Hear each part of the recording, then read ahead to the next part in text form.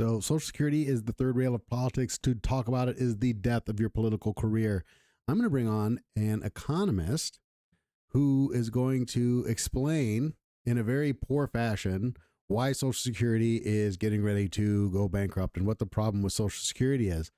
And this guy is an economist, but he's really nothing more than a left-wing hack. And here we go. Here's the real reason Social Security is in danger that nobody's talking about. It's not just because too many boomers like me are retiring. It's because of inequality. Because of inequality.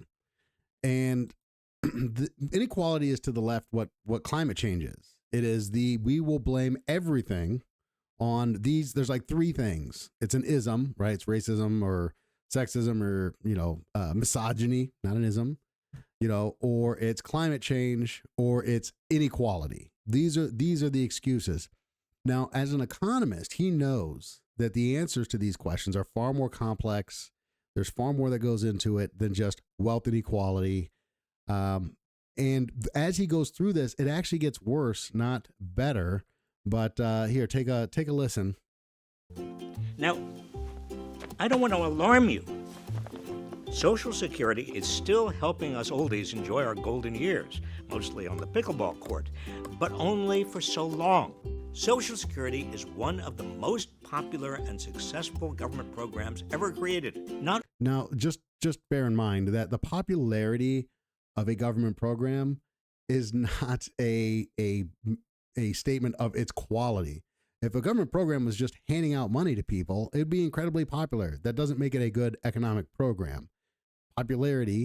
Populism does not necessarily lead to good policy, and he knows that as well. But let's continue. Not only helping retirees, but it's also keeping 26 million people out of poverty. Okay, that is a dubious statement that cannot be proven nor disproven. What he's saying is that all these people receiving Social Security, that Social Security payment is what's keeping them above the poverty line. And that's probably accurate in today's economy and based on the recipients who are getting Social Security. But what it doesn't take into consideration is the fact that had Social Security not existed and had people not looked at Social Security as being part of their retirement plan, that people would have done things differently, that the motivation to save and invest instead of spending would have been far greater in the absence of Social Security. The idea that all 26 million of these people would be living in poverty in the absence of Social Security is false. What is in play is that these people would now be in poverty because they planned on having Social Security. So the creation of the Social Security program created a level of dependence upon Social Security that is now necessary to keep these people out of poverty. Yet here's the problem. It's going to run out of money before you can ever receive it if the rich don't start paying their fair share. Now, I'm going to stop on the rich paying their fair share thing. I'm going to get to that in a second, but it's going to run out of... Imagine your investment advisor telling you that your investment was gone and he doesn't have a reason for it. Where did the money go? Where is the money? If you had taken all that money and invested it into any kind of a growth fund, wouldn't that money still be there? Isn't it supposed to be self-funding? Shouldn't the investment that I made into Social Security, shouldn't that make Social Security functional until I don't need my share of the investment anymore? If I need new investors to live up to the return that was promised, it is by literal definition a Ponzi scheme. So when I say that the popularity of a program does not mean that the program is good, this is a big part of it. By literal definition, Social Security is a Ponzi scheme. They took a bunch of investors' money. Now the money's gone or the money is running out and they need new investors in order to meet their obligation. That is a Ponzi scheme. The trustees of Social Security, of which yours truly was once a member back when I had thicker hair, say the program will only be able to pay full benefits until 2033. After that, let the record show that I'm one of the Social Security beneficiaries who will not be receiving his full Social Security benefit. Social Security will only be able to dole out roughly 77% of benefits. Why? It's not the reason that many seem to think. and we're going to have more and more baby boomers who are going to be collecting Social Security. Boomer retirees like Which, by the way, is a very accurate thing. We just never thought these people were going to live that long. me might be soaking up some sun, but we're not soaking up all of the program's funds. The Social Security trustees anticipated the boom in boomer retirements. This is why Social Security was amended back in 1983 to gradually increase the age for collecting full retirement benefits. Now, that's an interesting point. They saw this coming and they said, we're going to raise the retirement age. They didn't raise it enough.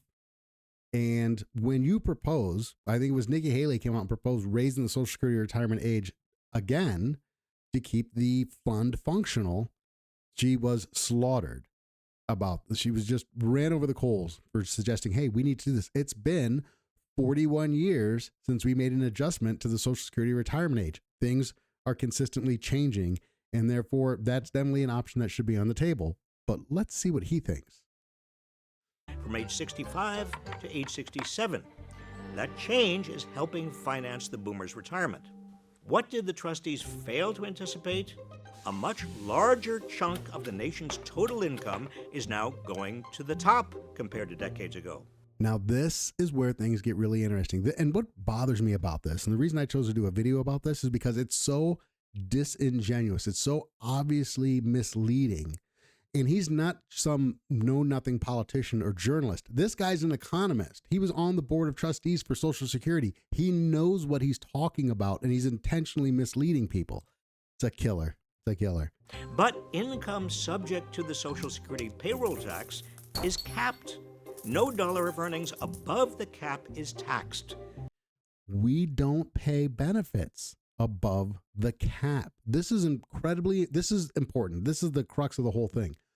This income, this non-taxable income that exists, that is capped for Social Security purposes, it does not accrue Social Security benefits.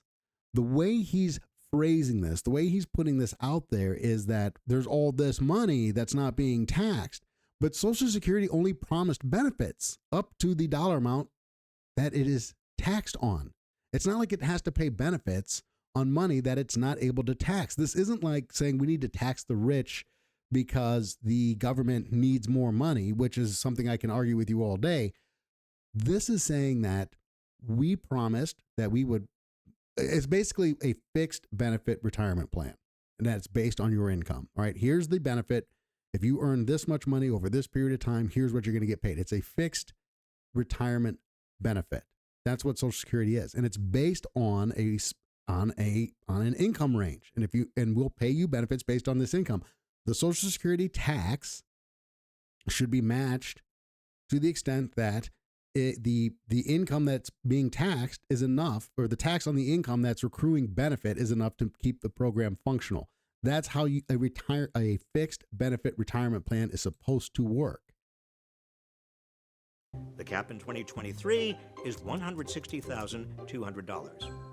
So, as the rich have become far richer, more and more of the nation's total income has escaped the Social Security payroll tax.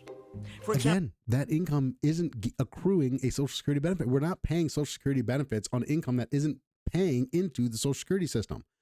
Every bit of the $160,200 that the incredibly rich are over that dollar amount that the rich are earning doesn't accrue any Social Security benefit. a CEO earning $20 million a year pays Social Security taxes on roughly 1% of their income, while a worker earning under the cap pays Social Security taxes on 100% of their income. That's exactly right. He's exactly right. And the reason that is because the amount of money that the rich person, that the CEO who's making $20 million a year on, the amount of money that he earns that is accruing a Social Security benefit is $160,200. He is paying Social Security tax on 100% of the money that is accruing a Social Security benefit, just like the other employee.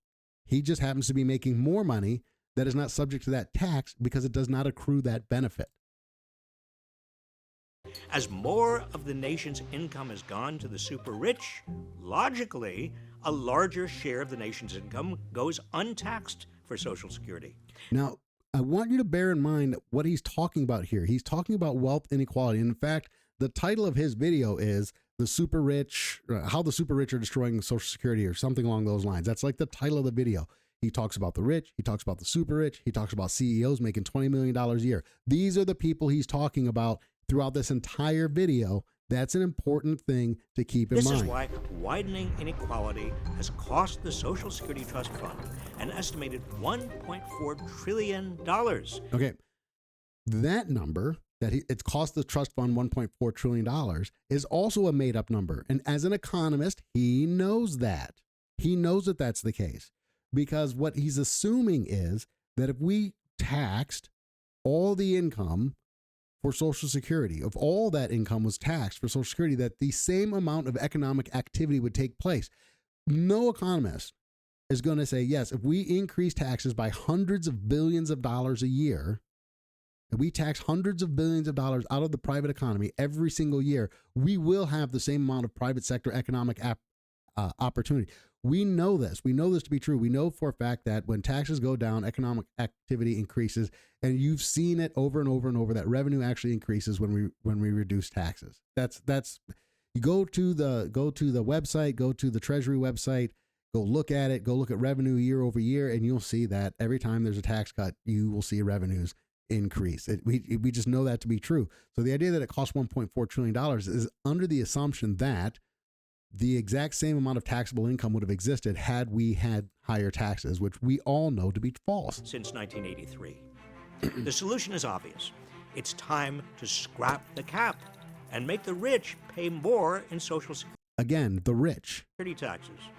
One plan introduced in Congress would eliminate the cap on earnings over $250,000. Ooh, tire screech, full stop. Wait a minute. I thought we were talking about the rich and the super rich.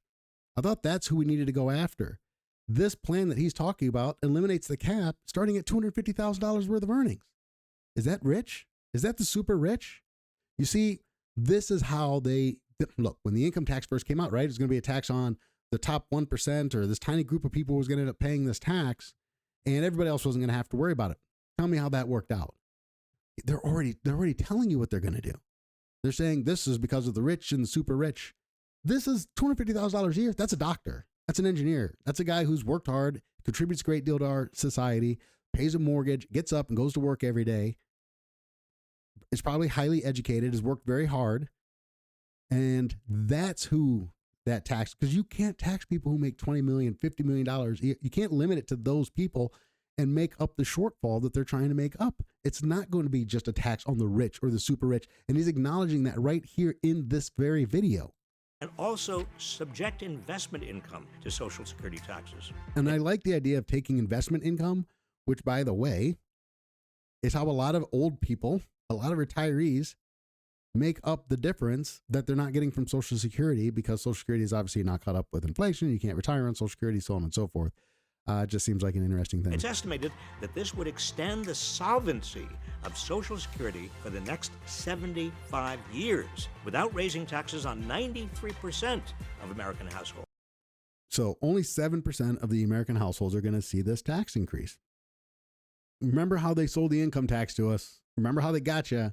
It's only going to be on millionaires, top 1% of earners. Obviously, that didn't stick. And I guess my other question is, what percent of Americans have to be affected before it's an issue?